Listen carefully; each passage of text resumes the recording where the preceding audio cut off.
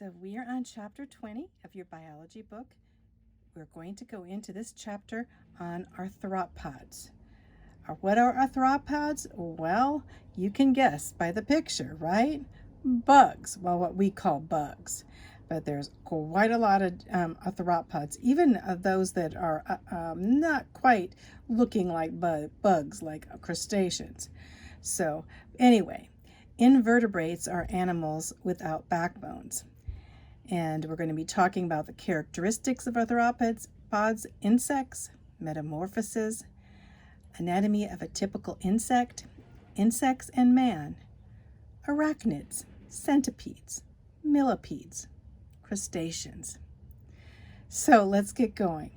First of all, to know what an invertebrate is. What is an invertebrate? Well, it's an animal without vertebrates, or an animal without backbones.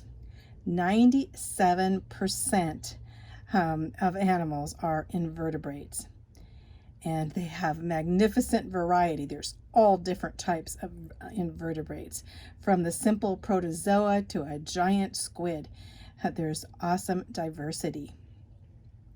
And we're going to be talking about a specific type, and this type of invertebrate is called an arthropods. So what is an arthropods? Well, arthro means appendages, and basically jointed appendages. So arthro means actually jointed, and pod means pods are appendages. So 3/4 of all species are arthropods. And we have in this category insects, spiders, crayfish, centipedes, and millipedes. And even from the giant spider crab, which is 13 feet, to a microscopic tiny mite, which you can only see under a microscope.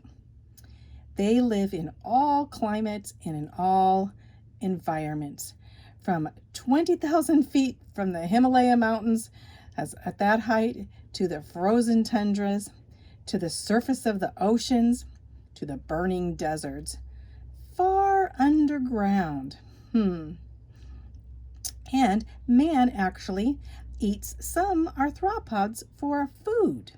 Well, do you like shrimp? Maybe that? Yes.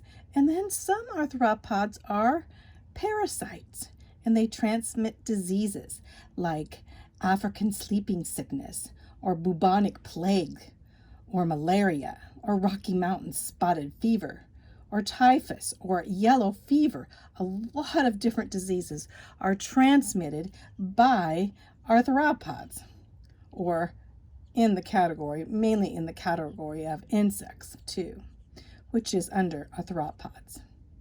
So, and arthropods are essential for food for a lot of different animals, for fish, for amphibians, for reptiles, for birds, for mammals.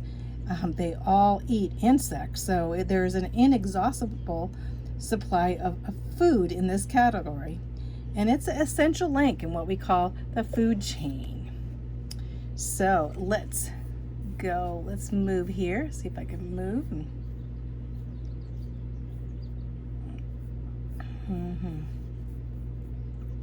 Another category here. Okay, so we're talking about arthropods.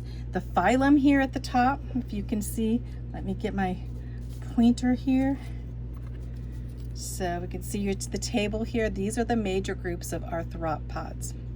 So as you see here, the kingdom, and down from the kingdom and the phylum is our arthropoda, that's how you say it, arthropoda.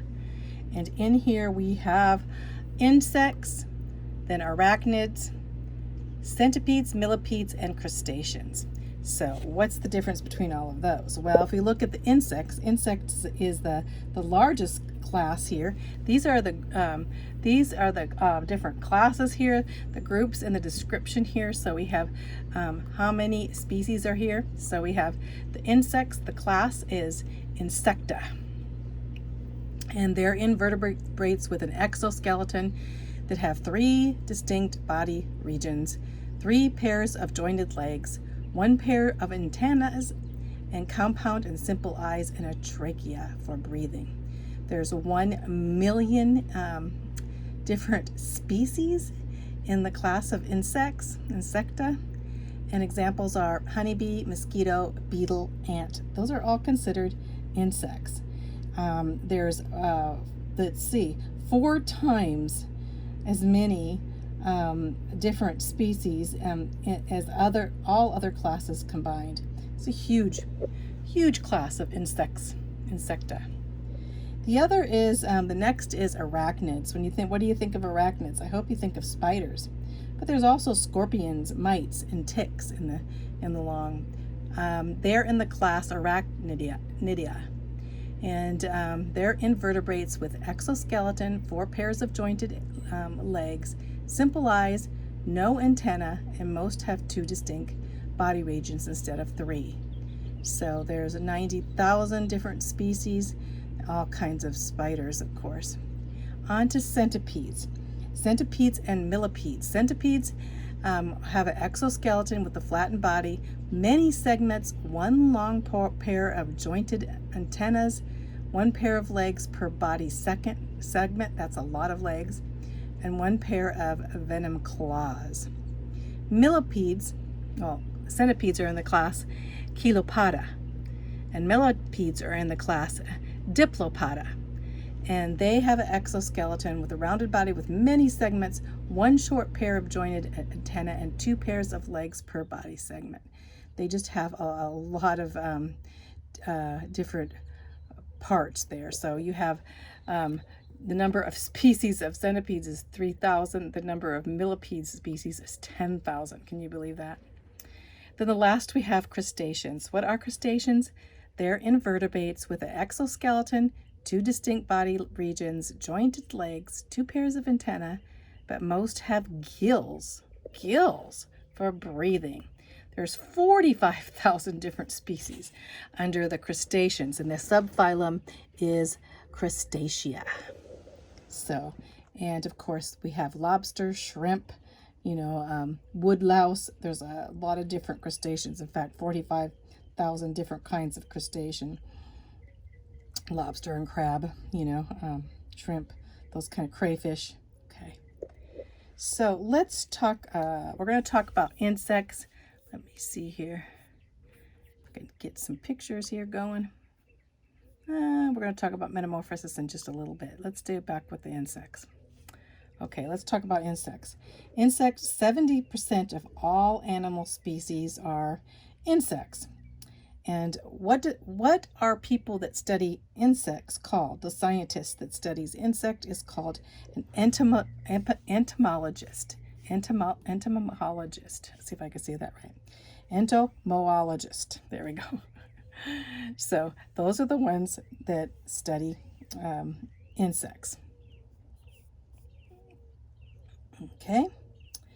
So there's 1 million species. We went over that.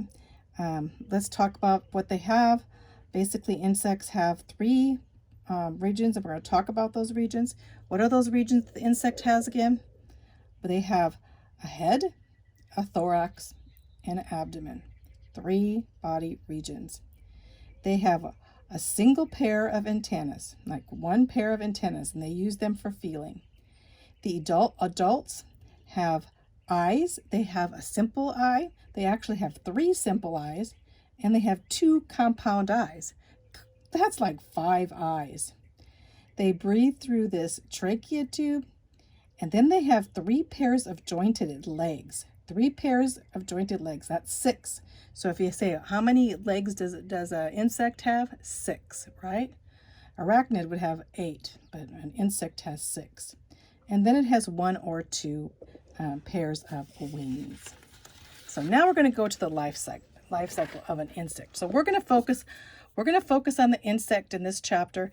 Next section. In the next section, we're going to go on to the arachnid and centipede, millipede, and crustacean. So we're still going to do 4 other small sections, but we're going to focus just on insects for the rest of this video. So let's go on.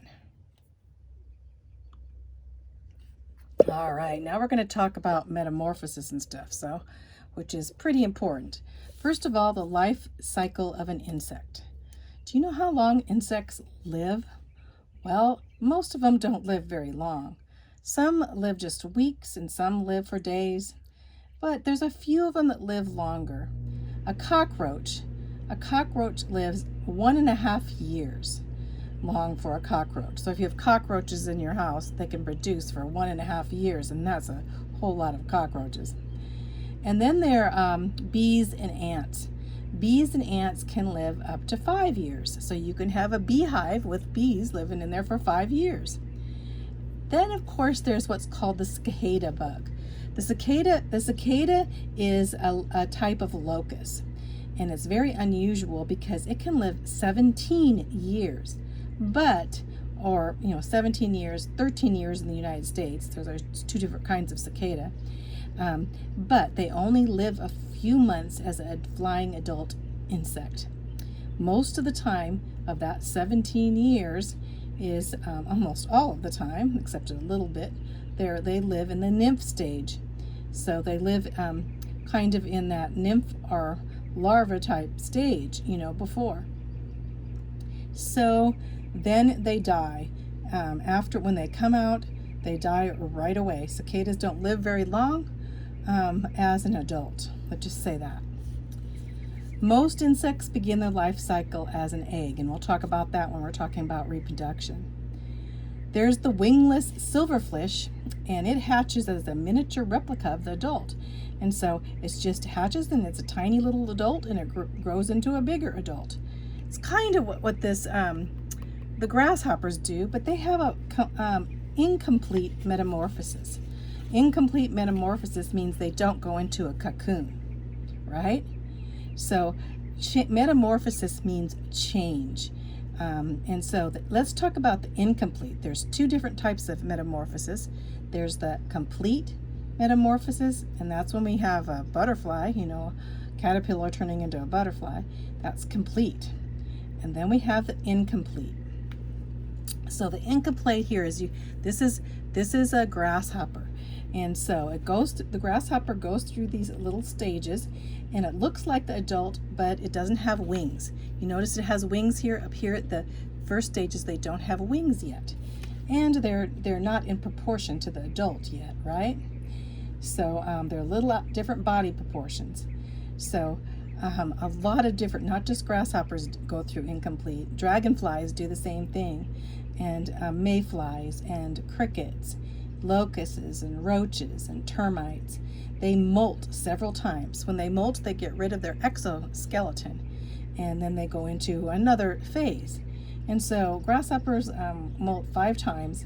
The nymph looks like, it looks more like the adult every time it molts. And the final, they have a wing. During this time, they have a big appetite. They eat about everything in sight. In fact, a locust is very very dangerous to crops because it eats so much food. Almost all of the crops. Crops can die from thousands of locusts because of their appetite. So this is where we need to know. Here's the egg case. Little nymph, no wings, little bigger, kind of getting into a grasshopper, 3rd molt, 4th molt, and then the adult. You see how the wings start to develop here in the 4th, and then the wings come as an adult. So a winged insect is an adult insect. Okay, so let's talk about now this. See if I can focus in here a little bit. We're going to talk about complete metamorphosis. All right, you're pretty familiar about this.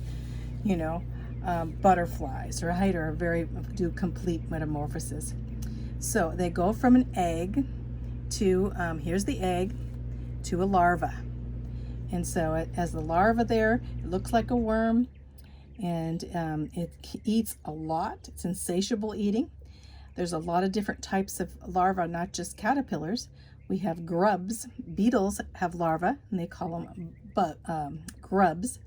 And flies have larvae that they call maggots, right? And mosquitoes have larvae that they call wigglers. And then, of course, moths and butterflies have caterpillars. That's their stage. That larva stage, is that caterpillar stage. And so then it goes from that point, it will form a cocoon or a chrysalis. Here it is right here, called a pupa. So that's what they have, that pupa there, which is the cocoon. The cocoon's on the outside, or chrysalis. That's called the pupa stage, okay? Kind of a weird name. But the resting stage, and it stops feeding then and rests inside here, and the body starts transforming. It transforms into a whole different creature. This monarch butterfly is so beautiful. There's also gorgeous moth, Cecropa moths, and different kinds are very, very beautiful too. So it turns from this kind of, not so, a lot of times, not so beautiful creature, although this larva is pretty beautiful of the monarch, but into a magnificent creature, flying creature, adult. So in your book, there's this here, you can read this. You can read this here about this beautiful monarch coming from this. Just how does this happen? So we're a naturalist to announce to the world the discovery of an animal which for the first of its life existed in the form of a serpent.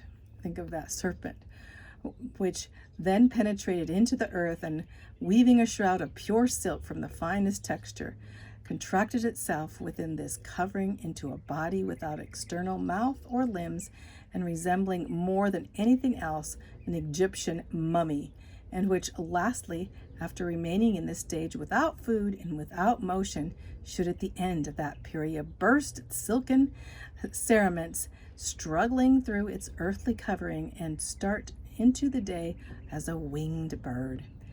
What think you would be the sensation excited by this strange piece of intelligence?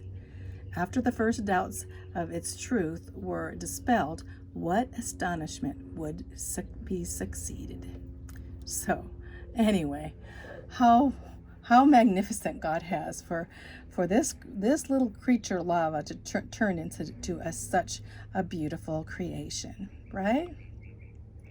So now let's go over a typical insect, and we're going to take this typical insect as the grasshopper. I'm going to stop right there as we go through the grasshopper, because this video might get too long.